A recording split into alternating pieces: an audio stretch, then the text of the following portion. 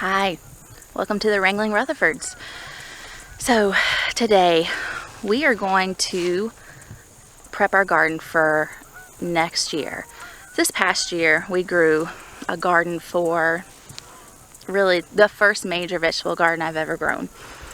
I wanted to grow a vegetable garden and I wanted to grow some of my own food, and I bit off more than I can chew. I grew this plot behind me.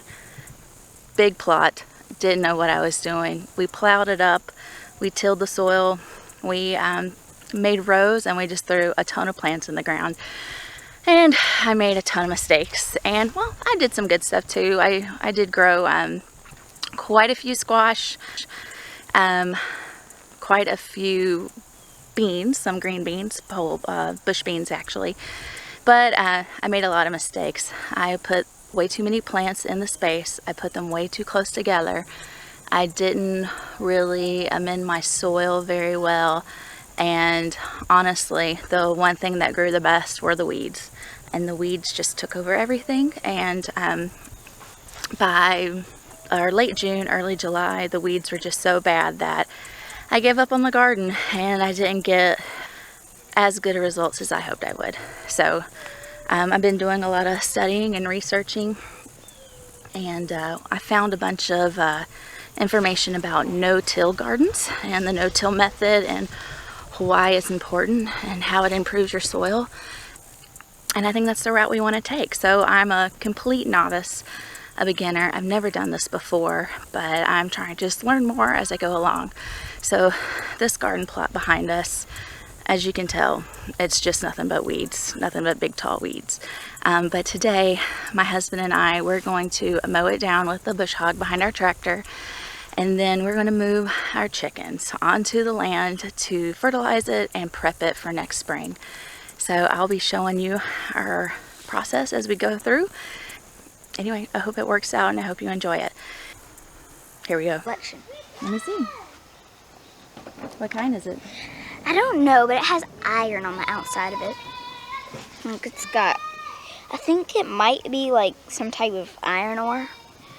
Pretty cool. You're going to add that to your rock collection? Yep. Awesome. Hi, chickies. Hey, Stripey. How's it going? These are our meat chickens. They're actually Cornish cross chickens. We raise them and butcher them at the end of 8 weeks for meat to feed our family. One thing about Cornish cross chickens, well, all chickens, but especially Cornish cross, is they poop a lot. They poop a lot. And I don't know why we didn't do this before, but after discussing things with my husband, we decided that the best way to prepare our garden for next year would be to move our chickens over into our garden plot that we're gonna plant next spring. So these guys are actually in a chicken tractor. I'll show it a little bit better. But this chicken tractor is a movable chicken coop. And our plan is to methodically move it around our garden plot so that every day the chicken will poop on that piece of land. It will sit there, it will compost, and it will just do nothing but improve the soil for next year. So these birds actually, they are 6 weeks old. We usually butcher them around 8 weeks. So they only have about 2 weeks left of their life and 2 weeks left to manure our plot, but 2 weeks is better than nothing. And we also have some egg layers. We have quite a few actually, and so once we butcher the meat chickens, we might put the egg layers, or at least some of them, in there to continue the process if we haven't covered enough land. But anyway, that's the plan. Let me show you these guys up close. Are you stuck? Are you stuck? You want to come in? Yes. All right, let's come in. Come on. Mom, guess what? What? I have a penny. You have a what? Penny. A penny? Let me see it. That's it. All right, come here. Let's talk about the chickens. I like it. So that's wifey. Yo, you want to give a little tour? And So those are our guineas. guineas. Yeah. And these are our chickens. Guineas. The guineas. These are our chickens. Yep, let's go look at the meat chickens, okay? The meat chickens. Okay, So here is a better view of our chicken tractor. It's just a wooden frame. Okay, I'll help you. That my husband built, covered it with a tarp and chicken wire in our door, and we can slide it anywhere we want to give our chickens fresh ground and fresh grass. Here you go, buddy. Pecan. Oh, you found a pecan? Yes. These chickens grew from little fluff balls to Mom, these big do giant pecan. white birds that you see now. Mom, do pecan. Oh. Sorry. Alright, so here are our meat birds. We actually have a few egg layers in there with them that are just too small to go in the big coop. So these guys eat large amounts of food every day and they poop a lot. So they are going to go make our soil and our garden beds a whole lot better. These guys will be ready to butcher in about 2 weeks. But up until then, we're going to use them to help our land out. So we'll show you that process of how we move them over and how we plan to continually move them throughout the land to give it as much benefit as possible. But right now we're going to go bush hog the field.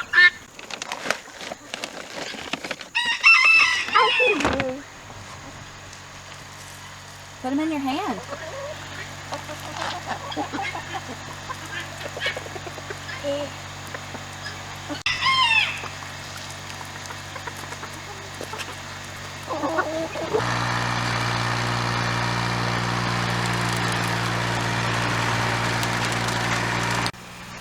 Oh yeah, it's looking good. All mowed down, ready for chickens. Let's go get them. It's the next day and we moved the chickens from our chicken yard area, which houses all of our chickens. We moved our meat birds specifically with a few baby chicks that we have mixed in with them over to our garden plot. So this is the garden plot that we mowed down yesterday, and we moved the chickens over here, and so we've moved them twice. We're moving them twice a day now, and I'll show you exactly what I mean by that. Hold on. So this is the ground, and you can see here the ground is normal, and here is where the chicken tractor was. They've eaten most of all the green stuff. They have manured really heavily on this ground. Just a few minutes ago, my husband moved them over to fresh ground. So they're going to be able to sit on this piece of land, eat all the green stuff off of it, eat some of the seeds from the weeds and just the leftover vegetation that was on it, and they will continue to fertilize this patch. And tomorrow morning we'll move them to a different area, and we'll keep moving them about twice a day until we cover as much of this piece of patch of land as possible. Anyway, so our goal is to methodically move these chickens around the entire garden plot as much as possible before we butcher them in 2 weeks, to fertilize everything, eat up as many weeds as possible, eat as many weed seeds, and just prepare this ground for our garden for next year. We're really exploring the no-till garden method. It's new to us. It's something we've never done. So both my husband and I are on board, and we want to use our chickens, maximize their ability. Not only are they going to provide us meat, but hopefully they're also going to really give us a good garden for next year. Anyway, I hope you really enjoyed this video. Thanks for watching. Please click like and subscribe. This is a brand new adventure for me, and I really love it if you would share the videos and just support our channel along the way. Thank you so much. Bye. Oh, I got a guinea to eat out of my hand. You see that? I did.